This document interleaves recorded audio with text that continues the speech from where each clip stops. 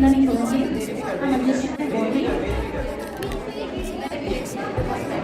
ये यहाँ इमेज था बॉडी ड्रॉ जो ये बॉडी क्रॉस की S1 S2 S3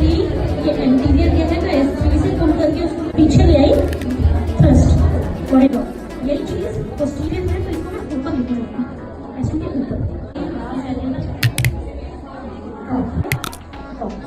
ठीक है फिर ये सेकंड की दो टेक्निक हो गए PI हो गया ASLM हो गया आप शोल्डर से पूरा लॉक किए इसको को यहाँ से लॉक किए